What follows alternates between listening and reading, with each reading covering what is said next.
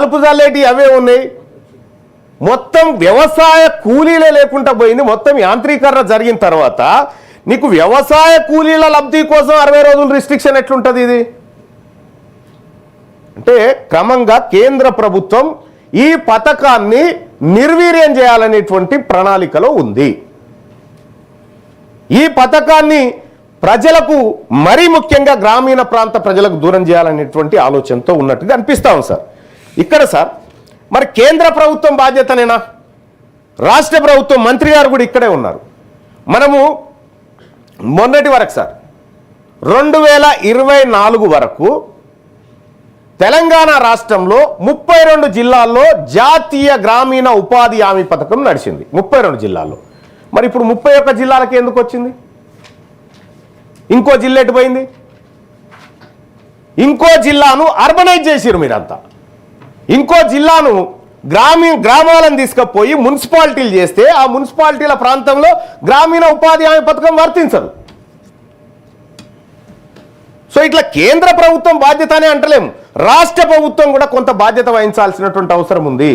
ఈ పథకంలో ఉన్నటువంటి లోటుపాట్ల మీద కేంద్ర ప్రభుత్వం మీద ఒత్తిడి తేవాల్సినటువంటి అవసరం ఉంది.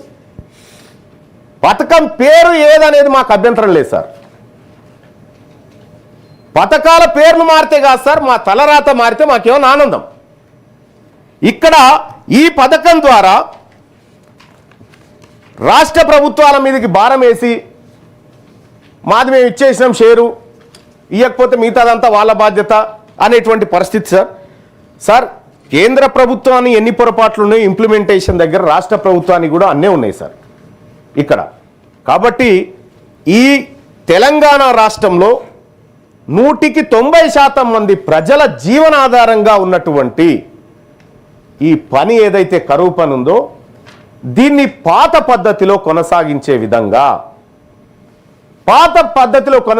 విధంగా లేదు అంటే ఈశాన్య రాష్ట్రాలకు వర్తిస్తున్నటువంటి విధానంలో మనకన్నా వర్తించే విధంగా తెలంగాణ రాష్ట్రంలో ఉన్నటువంటి అన్ని పక్షాలు కృషి చేయాలి. భారతీయ జనతా పార్టీకి ఎక్కువ బాధ్యత ఉంది.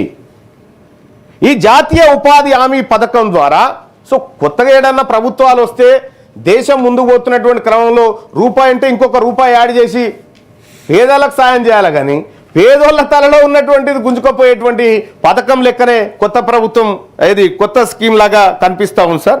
ఇక ఈ గ్రామీణ ఉపాధి హామీ పథకానికి సంబంధించి సార్ ఇవాళ